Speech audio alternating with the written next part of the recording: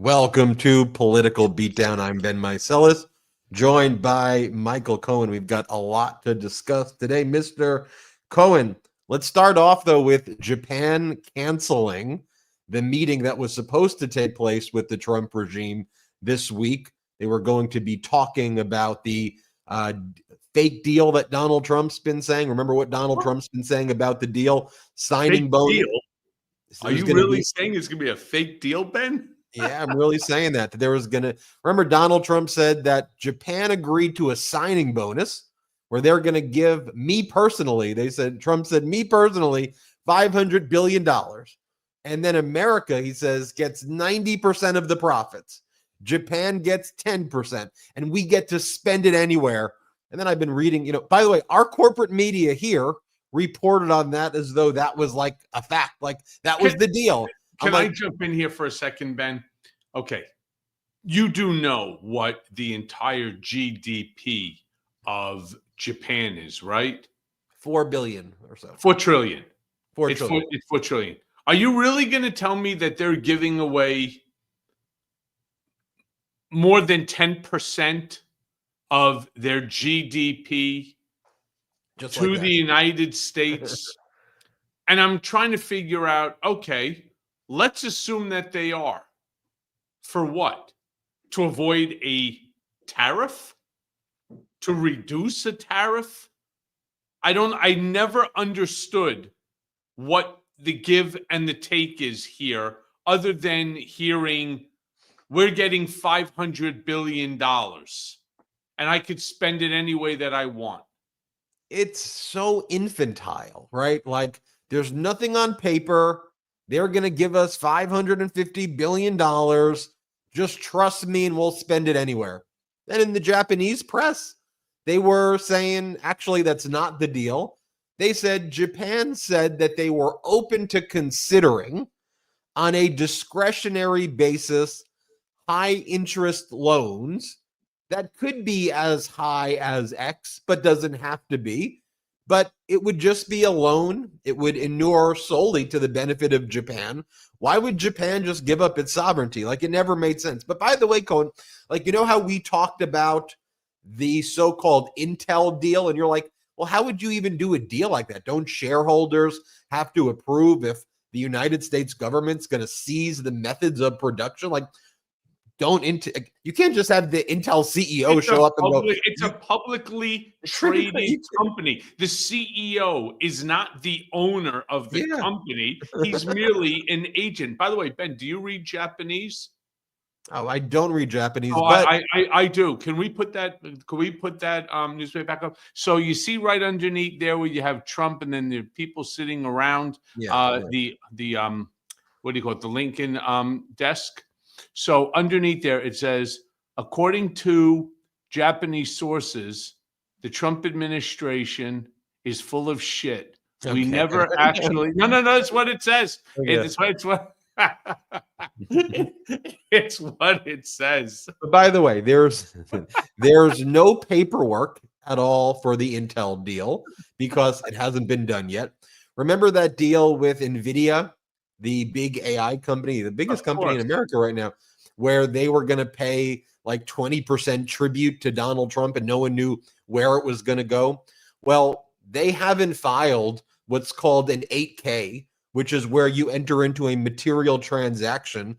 You have to file the document. So where's that document? So either the deal didn't take place, they're just simply not going to make the 8K disclosure, which is mandated, and they're going to open themselves up to massive securities fraud violation, which would be surprising that they would do that.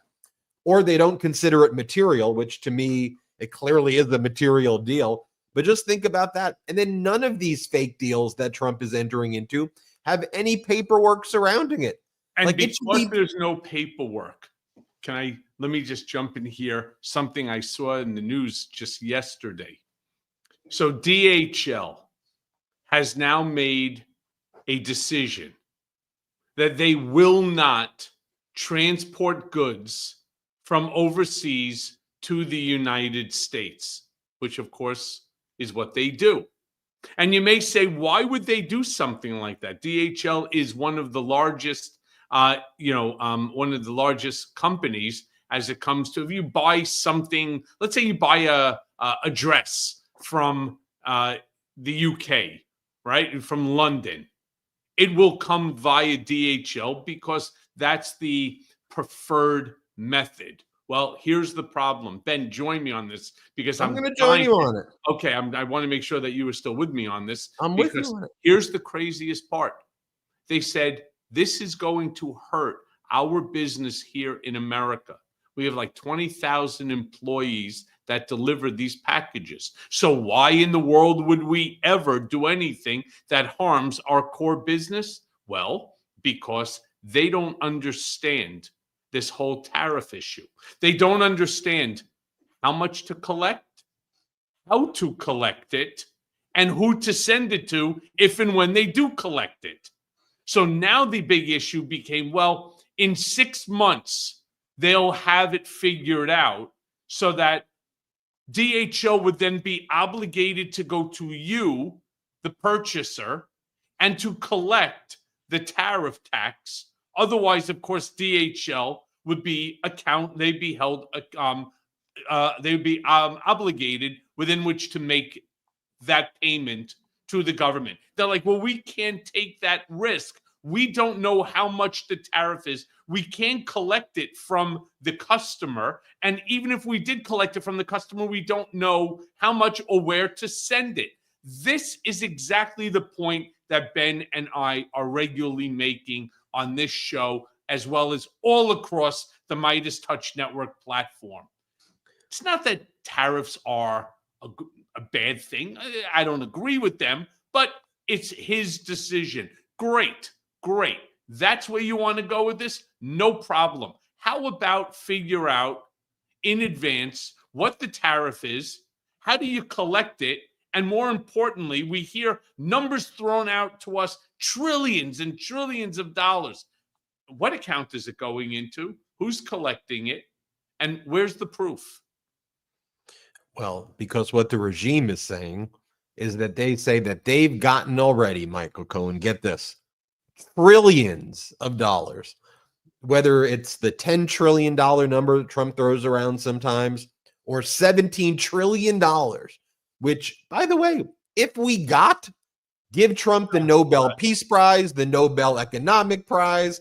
You want to build a monument to the guy if he brought in 6 months $17 trillion and fixed the American deficit, just totally eliminated it. And we had surpluses, so everybody gets health care and free education, because where's that 17 trillion? But Cohen, it is I myself would climb Mount Rushmore, and I would actually, despite I can't sculpt for shit, I would sculpt his face into Mount Rushmore if that was actually true. Yeah. Look, Jeremy, play the Caroline Levitt clip. Let's play it. As a result, President Trump has already brought in nearly $10 trillion in new private and foreign investments so that the top businesses in the world can create high-paying jobs in America and hire American workers to fill them. 10 trillion. 10 trillion. Trillion. Here's what Trump said about the deal with the Japanese. Let's play it. Like Japan? Well, it depends. What Japan did is they brought down their tariffs. They gave us $550 billion because they didn't want to pay 20. They were 28%. And they gave us $550 billion up front. 100%, 500. We get 90, they get 10. 90%, they get 10. And there's no payment. It's not a loan or anything. It's a signing bonus, I call it. But they gave us $550 billion and took down the tariffs a little bit. And then they agreed to open their economy to everybody. This was not easy. This took, a lot of people. They opened the economy to everybody. They were one of our biggest trading partners before you attacked them. And just think about it, Cohen. Japan canceling meetings in Washington, D.C. Like, do we recognize how humiliating that is? That should be front page news right there, because when in history, since World War II, would Japan get an invite from the White House and say, you know what? We're not showing. We are absolutely not showing. But you know who else is doing that? Prime Minister Modi of India. According to all of these reports, Trump's reached out to Modi like 4 times, 5 times. Modi's like, I'm not speaking to you. You've humiliated India. You've really caused real harm to India. You've made me look stupid. I'm not taking your freaking phone call, Donald. In fact, I'm going to China for the Shanghai summit. I'll be with Xi Jinping. And in a short period of time, America has undone decades of diplomacy to try to bring in these countries into the United States economy and influence and move them away from China. And again, these stories are not getting a huge amount of attention. By the way, how about this? Is it me or did Tim Scott? If you could just show that for another quick second, Jeremy, did he look like he was ready to burst out laughing with the 550 billion? I mean, he's not even sure how to act. He's just sitting there, and it's like, it's not easy to have to stand next to somebody who's making something up that is as ridiculous as a signing bonus. Japan is paying America a signing bonus to pay down the tariff. I mean, I don't even know how somebody makes something like this up. And here, though, for me, where I gave an example in one of the videos I did this morning, where I'm like, I feel like I'm in a zombie movie and I haven't got bit by the zombie yet. And all these zombies are out there. And I'm like, what are you doing? Don't bite me, please. I want to maintain the normalcy. But I actually know there's more of us than them. But these zombies are out there spewing these venomous lies each and every day. And what I mean by that, too, is you turn on CNBC, right, which should be a straight finance channel. And how CNBC, which would bring on, in the day, the CEO of Apollo and the CEO of this company and that private equity, and they'd all speak, right, in very sophisticated language, Cohen, right? They'd be like, well, if we can potentially in third quarter do this type of dividend, and I think we need to do a stock split that looks like this, and we're hopeful that, whatever the hell they're saying. And then it comes to Trump, and it's like, well, I think that there's some good there's no written deal. He's just making shit up. Like, what are we even talking about here? There's nothing in writing. There's no paperwork. At the most basic level, if you're business people. If we got 550 billion, do you not think that deposit slip would have been posted everywhere on right-wing television and the front page of the New York Times? Japan pays Trump $550 billion for him to do with it whatever he wants. And he's done that. He's done that with every country. Right. I mean, we're not talking about $550. We're talking about $550 billion. How did I show me the deposit slip? By the way, please tell me which account it actually went into. Maybe there is some money that's ended up coming to the United States, but is it being funneled to somebody else's private account? Is it going to the RNC? Is it going, I don't know, to a personal offshore account? Who the hell knows? All I know is that no $550 billion in terms of money's coming in from Japan as a, I don't know, what did he say? As a gift, as a signing bonus, signing bonus, as a bonus, signing bonus. Right? You get to do business with the U.S. You owe us $550 billion. You open up your economy. You get to pay, and you get to pay. What are you talking about? But here are facts, Cohen. Today, Mexico has halted all package shipments to the United States. Our biggest trading partner refusing to do business with us anymore. As Spencer Akimian says, no big deal. Postal operators across the world have either suspended or reduced services to the United States amid tariff uncertainty. What I was talking about. France, in Germany, in Italy, in Austria, in the United Kingdom, Japan, Korea, South Korea, Singapore, Thailand, Australia, India. There were like right-wing influencers trying to like fact check people and go, You could still send a letter. You could still send, you can't send packages though. Like I will get a letter from Japan. Fantastic. But I'm not going to be getting packages anymore. And Cohen, we are just day by day, the cognitive dissonance of ignoring what's happening before our eyes as the unemployment numbers are terrible, as the dollar is crashing. Crashing is the word. Like, no one talks about that on a day-to-day basis. The dollar is crashing. Other stock markets across the world are outperforming, by the way, the United States stock market.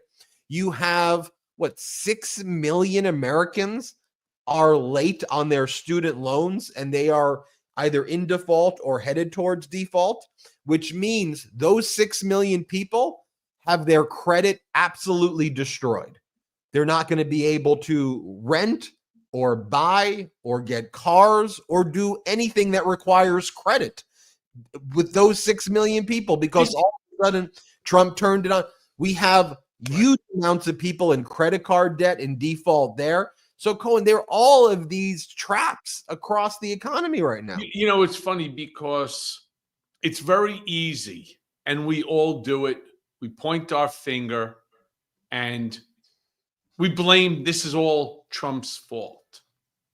And yes, he is, we'll call it the master of the ship. He is the chief executive. The buck stops there. But I want you to think for a second about why he's doing this, where this stupidity is coming from.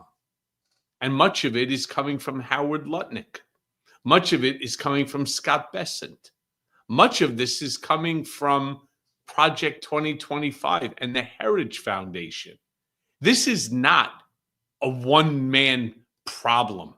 This is endemic of this administration of enablers, of sycophants who all are basically over their skis and incapable of actually understanding the job that they are entrusted to do.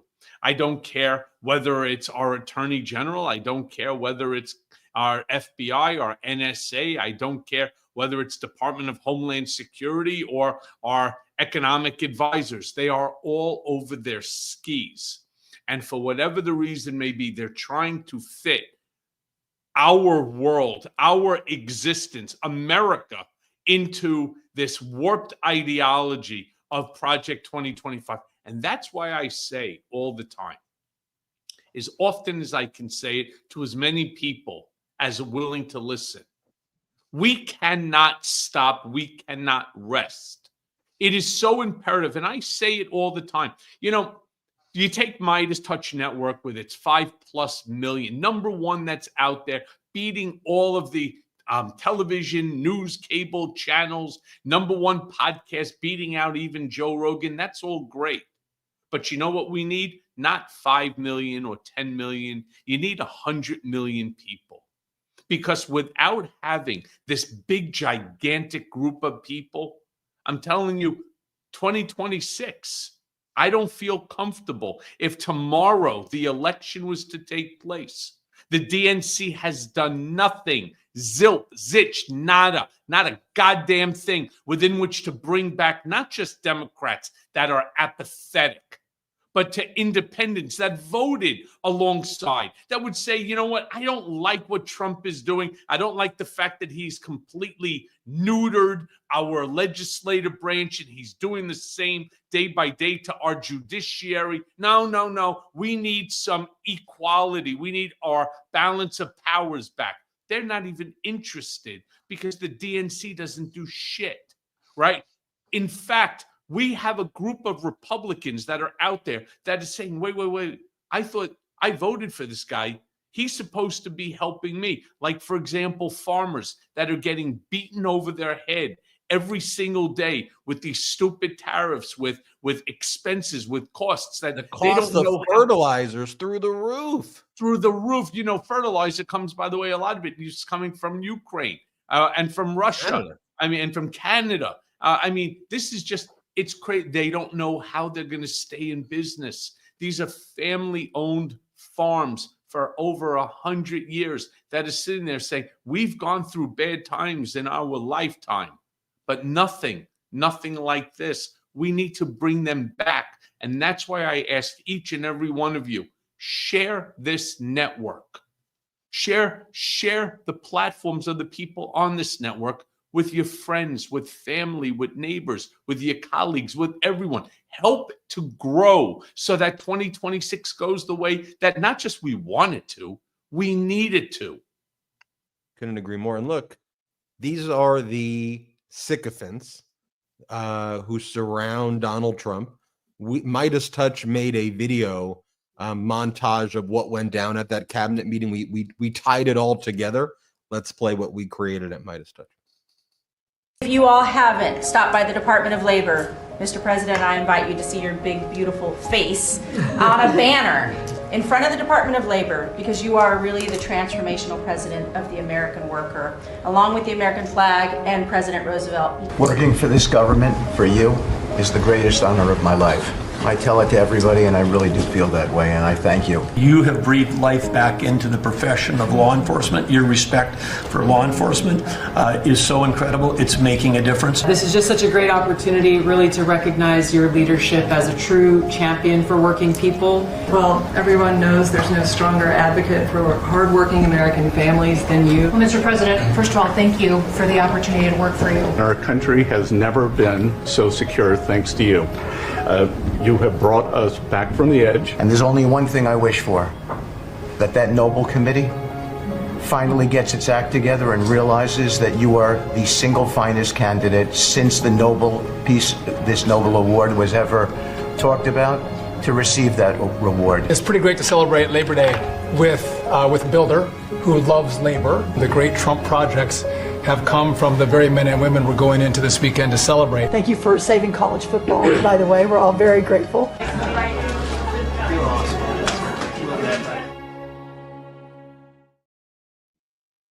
Yeah, I mean, that's pretty pathetic. But you really have the worst human being for the position at every single position. But Cohen and Brigaders, that's a trait not unique to Trump. That's actually a trait that exists in authoritarian regimes. The people who go are the competent ones. They either get fired, purged, or in history killed first.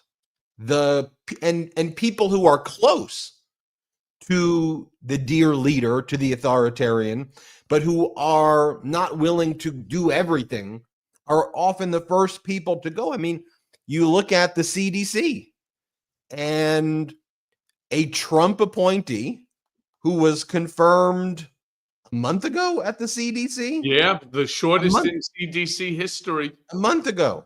She's the Scaramucci of the CDC, by the way. Yeah. Suzanne Monterez. She criticized RFK Jr. for removing the kind of emergency use attributes of the COVID vaccine. So now we can't just show up to a pharmacy and get the vaccine. You have to show up to a doctor. The doctor has to do a full checkup on you. At the same time, healthcare costs are skyrocketing. And also with the guidance that's out there now, which is anti-science guidance, it also dissuades the doctors from giving the vaccine as well. And so the head of the CDC said, I don't agree with that. That doesn't make sense. So they told her to resign. She said, I'm not resigning. I was just appointed. And I was just confirmed by the Senate. I'm not resigning. So then they unlawfully fired her and said, all right, you're out. So then a number of top officials at the CDC, they resign. As we're doing this episode, there's a walkout right now at the CDC with hundreds of CDC employees walking out of their offices.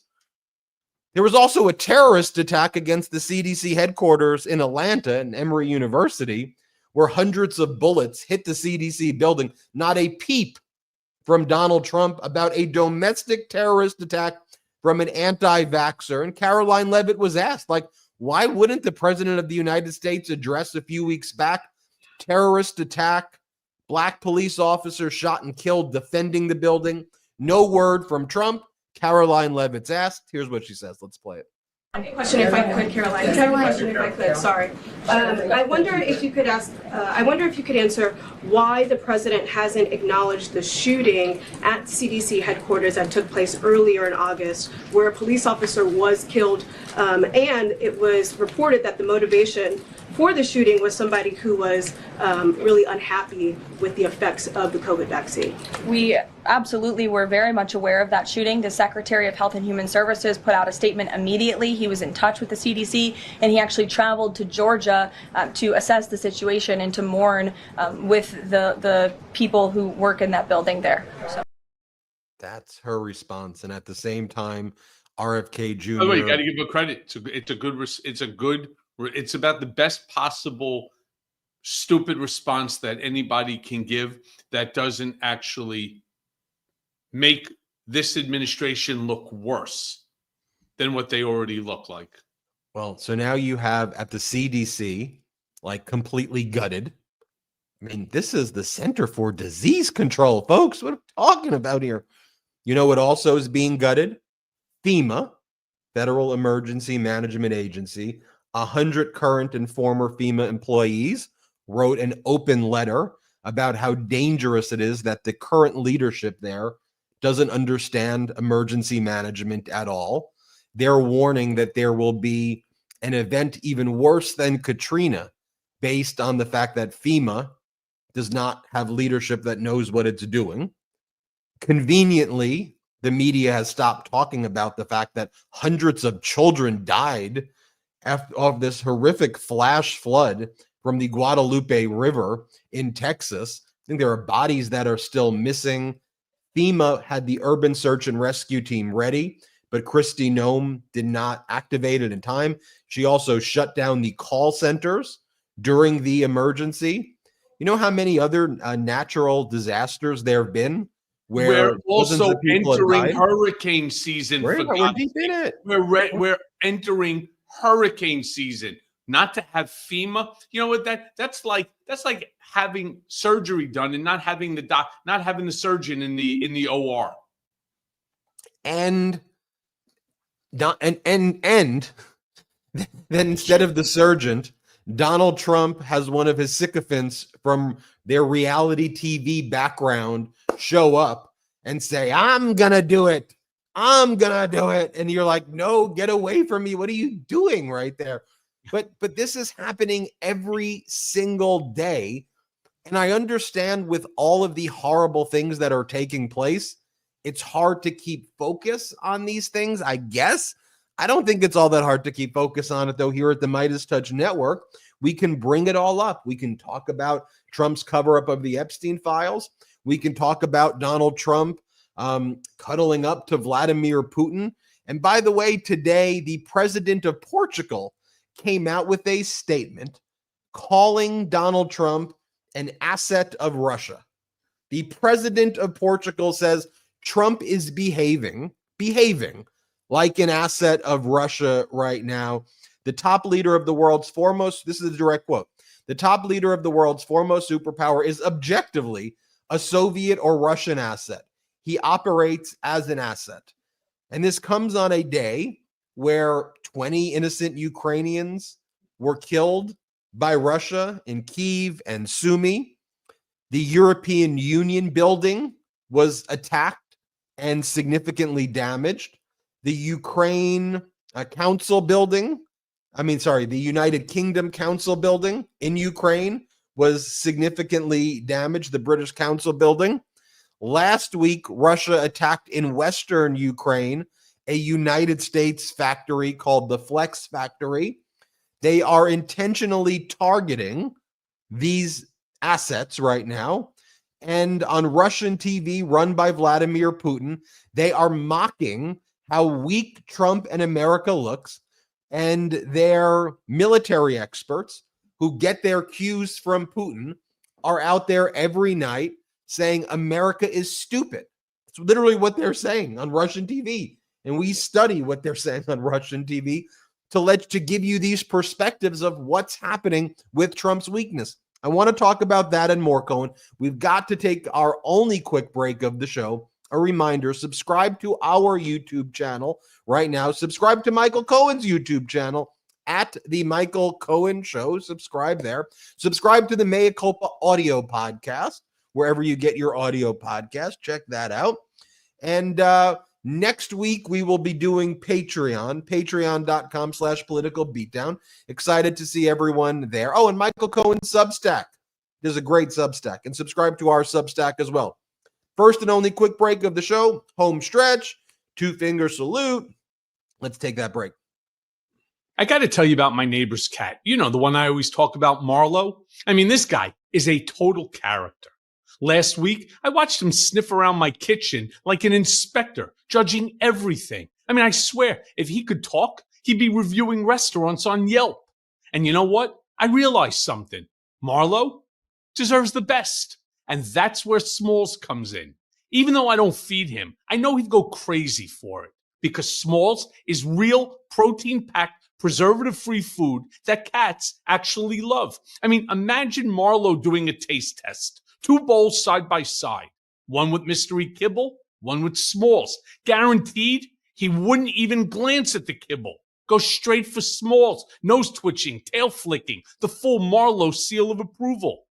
So know this, that Smalls started in 2017. 2 people cooking in small batches for friends' cats, and now they've served millions of meals. Fresh, healthy recipes that give cats shinier fur, more energy, fewer hairballs, and a litter box that doesn't make you question life choices.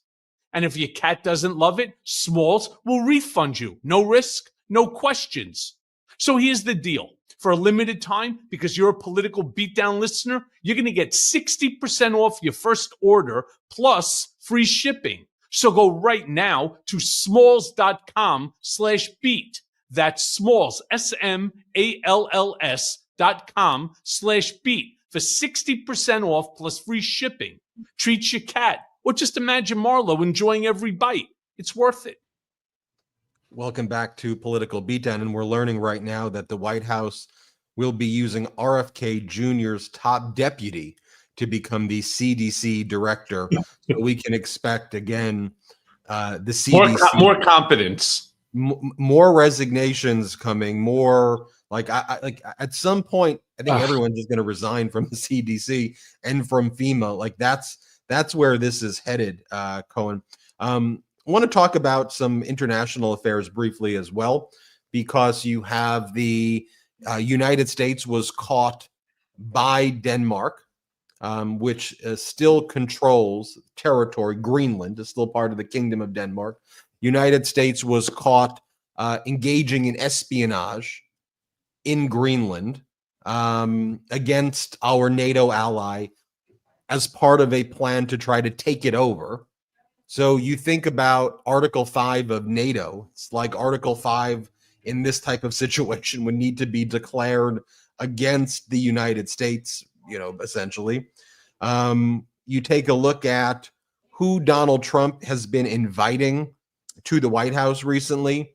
I mean, he had while Modi doesn't want to talk to Donald Trump, Trump had the chief of staff of the Pakistani military, Munir, traveled to the White House after the Pakistani crypto fund gave huge amounts of money to something called World Liberty Financial, which has a majority control by the Trump family. World Liberty Financial claims this was all in the works before, and it has nothing to do with influencing Donald Trump. Okay, sure. All the while, you have Donald Trump posting images of himself with the Cracker Barrel logo. This was what MAGA was very focused on. They went from Sydney Sweeney's jeans and claimed that left-wing people were upset about Sydney Sweeney's jeans, where I really saw no kind of serious person on the left as a leader like truly think that Sydney Sweeney's jeans were a priority, or this Cracker Barrel story. But this is what MAGA does. This is what right-wing propaganda media does. And I'm talking about it to call it out, which is they create the controversy. Then they say liberals hate this controversy. Look at what snowflakes liberals must be, or how woke they are because they want to get rid of the Cracker Barrel logo. And then they, force the company to change their behavior. They then declare a victory over liberals who are not even like fighting with them on these issues. And I just think, Cohen, of the consequential issues that like you and I in this platform care about, like why I do this show, right? The fact that I believe all Americans should have free healthcare. That's what I believe. I believe Americans should have affordable housing. I believe, Americans who work a job shouldn't have to work multiple jobs. They should get paid with dignity and have not just a living wage, but a wage with dignity to afford rent and not live paycheck to paycheck. I believe all Americans who want it should be able to get free education, should get free lunches. They should have free dental. They should have free, I don't think these are. I'm all for the free stuff too. At the end of the day, I'm for the Constitution.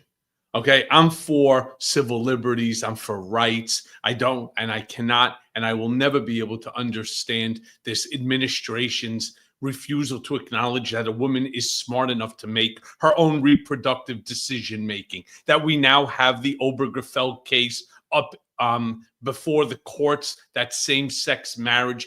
Personally, I don't care who you love. It's none of my business. All right. Then there's the Blasingame case. I care about the erosion of everything positive that has taken place in America over the last 50, 100 years. We are going back, and we're going back so fast that people don't even see it. They're worried about, X, Y, and Z that's happening right now, like fucking Cracker Barrel. I don't care what logo they have. And you know what? If Harvard or Princeton or Columbia, if they have an issue with, with how they handle and so, fine, deal with that. I'm so concerned about the First Amendment aspect of it. I'm concerned about how they are stripping us of everything that America has advanced over the last 100 years in the blink of an eye. And by the time that you wake up and the time that people start getting really involved and angry over it, it's going to be too late. I want to show you this, though, because we've been covering these town halls. Most MAGA Republicans don't do town halls, and then they do events and they get booed at them. But you take a look at MAGA Republican Congress member Burkeen from Oklahoma. He did a town hall, and one of his constituents said, can you tell me, what are you doing in Congress to make things more affordable? Number one. And number two, actually, but this is what she says, number one. When Donald Trump says that he's reducing prescription drug prices by 1,500%, how does that work? Like, how is that possible? And you'll hear this MAGA Republican Congress member basically say, the federal government can't do anything when it comes to affordability. It's a state's issue. And then he goes, you need to research the enumerated powers in the Constitution, which, what are you talking about? There's something called the Interstate Commerce Clause. This is precisely areas that Congress is supposed to regulate.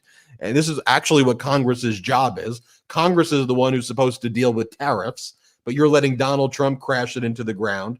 And it's just ironic, right? Because every little thing that Biden did was Biden's fault. But now that Trump is doing worse than that, they're all like, it's not a federal government thing. It's still Biden's fault. It's still Biden's fault. And hey, by the way, can I just answer a very quick group of comments coming from our brigaders? No, I did not punch Ben in the mouth. Number two, Ben does not have a toothache. Ben had 4 wisdom teeth taken out this morning.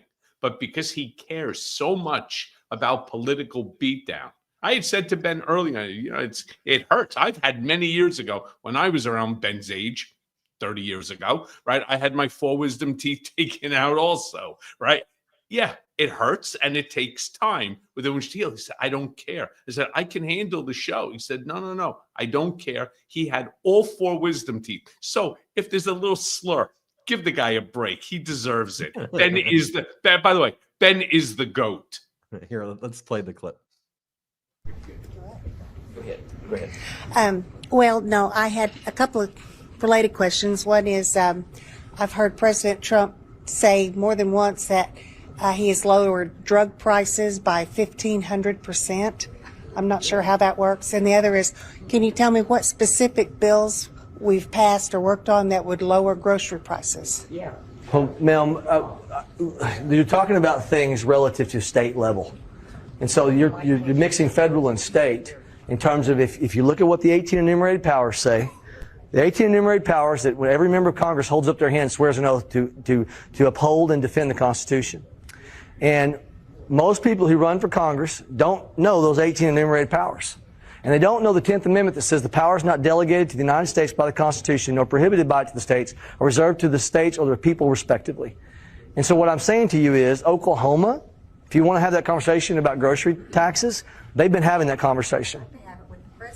Yeah, but what I'm saying is, but relative to constitutional authority and the way that I have my staff analyze things, what we're allowed to do, okay, what we're allowed to do is it has to be under the framework. We are given tax status, but tell me the federal tax right now on groceries. So what I'm saying is state. You're talking about state. Who's next? Who's next? Who's next going? Who's he and his big concern is, of course, everyone's big concern right now is that Sharia law is taking over the United States of everybody wakes up right now and goes, Sharia, huh? Sharia law is taking over. Here, play this clip. Yeah, we've got Sharia law trying to be set up in America today. Absolutely we do. You have Sharia law trying to be established in America today. The Muslim Brotherhood is the ideology, and you've got a Turkey president. Guys, we're not going to turn into chaos. We've been really good to each other today. Turkey has a president who has made statements relative to reestablishing the Ottoman Empire. And he wants to be... Okay. First of all, it's got to be one of the stupidest comments I've ever. There is, by the way, the saddest part, Ben, is you see the group of people that is sitting there. What are there? Maybe 25, 30 people, 50 people at best. What you need, what we need, is to create a scenario where it's not about 25 or 50 people. It's about streaming something that's bigger than like a Live Aid. All right. It's bigger than just you go viral where everyone in the country is watching, where the 100+ million people, so that we can all get on board and call out the lies, call out the stupidity, call out the bullshit once and for all. Like, turn around and say to them, let me be very clear. If you live, for example, in Louisiana, you are paying higher prices on every single one of your imported goods. Make no bones about it. Now, you may say, well, how do I know? Well, take a look at the receipt. Your beef prices are up between 22 to 25%. If you don't believe me, go right now to the store. Makes no difference what store it is, and buy it right now, and then see how much you paid for the same thing 2 weeks ago or a month ago or 6 months ago. And watch as what I'm telling you is factually accurate. Unfortunately, nobody's really doing that. And you know, when, who was it? Costco or Walmart wanted to put it on their receipts, the price, the tax, and then a separate line called tariff. The administration went ballistic, reached out to the CEO and threatened them that if you do this, we're going to come after you. We'll shut your ass down. So what did they do? They rolled over, got their belly rubbed by Trump and capitulated. We don't have to allow that to happen. We call it out, and you notice. Your eyes won't lie to you. So just take notice of it. And the next time somebody says to you that these tariffs are a good thing, now you're armed with the facts. It's what we need to do. So, Cohen, who gets that two-finger salute? You know, it's really hard. It's got to go back to Caroline Leavitt. I got to be honest with you. I've never seen anybody. I watched today the press conference. I watched as the lies. I watched as they brought in this new, you know how they always have one seat open in the press room. Today, they brought in a guy who is like a YouTuber, but he is a right-wing YouTuber. And not because he probably believes any of it, but because he's making money off it. Honestly, it goes to him. It goes to Caroline Leavitt. It goes to the people that are all sitting there running these fake press releases, these fake meetings that are going on with the bullshit stories that they're constantly trying to shove down the throats of the American people, followed then by your legislatures who are turning around and basically parroting the same bullshit. Honestly, they're just lying to the American people. And for lying to the American people, fuck you all. I'll give everybody some good news, which is, and we've reported on it here, that the Democratic candidate in Iowa flipped a seat in Senate District 1. Her name is Caitlin Dray from Moms in Iowa. She was an activist. She's 37 years old. She was not a political person, but decided, look, I got to stand up for common sense gun reform, for women's reproductive issues, for issues that are impacting moms in the state of Iowa. She ran against a MAGA Republican candidate, a super MAGA guy, and she won in an area that Trump won during the election by 11.5 points. This continues a trend of Democrats overperforming in special elections by anywhere from 10 to 15, and in some cases 20 points from where they were in 2024. Let me be very clear, and Cohen's Substacks make this point very clear as well. That's the fact that I'm reporting on that should not make us confident. It should not make us feel we're definitely going to win the midterms or have any degree of feeling that our work is somehow done. If anything, it's the opposite. And that's a point that Cohen makes, not to try to poke his finger at it, but it is to let you all know that right now there is a fierce fascist MAGA group. They want to get rid of free and fair elections. They're going to pull out, they're going to use the federal government to pull out every trick, every stop, anything that they have, they are going to do in order to win, regardless of the ramifications and the damage that will cause our country. That's their MO. So to Cohen's point that he always emphasizes, and I think if you looked at the past 4 years, it's proved this as well, which is there's not going to be some special prosecutor who's going to come out and save us. There's not going to be a special politician who's going to come out and be the hero, although there are people who can step up. This is going to come from you. It's going to come from the grassroots. So next week, I'm going to be hosting an event where we're going to be announcing when the next big protest, bigger than No Kings. The who, what, where, when, we will cover that. But I want you all to know that actively behind the scenes, we are working on a protest, a peaceful protest that will scale on a size that has never been seen before, bigger than the No Kings protest. And I will be having a conversation with all the major groups, one setting, one sitting, one interview together, and we'll be talking about that. I am really excited to bring you that information as well. And Cohen, before we go, I just wanted to remind people about all of your platforms, from Mea Culpa, audio podcast, to the Michael Cohen Show YouTube channel, to the Michael Cohen Substack, to the Midas Touch Substack. Subscribe on all of them. Next week, if you remember, Cohen and I said we were going to try to do the Patreon today, but Cohen gave away my secret, and I'm happy he did, because you're not concerned about why my mouth looks the way it does and why I'm talking differently. But it doesn't make sense for me to do the Patreon today. But next week we're gonna do it. And yeah, Cohen, I hit 40, and when I hit 40, it was like bam, bam, bam, bam, back issue, root canal, da da da da da da da da da. Remember that movie, This Is 40? It all hit me. It all hit me all at once, literally right when I got back from New York in May. Look, I'm so proud to be a part of this community, a member of this community.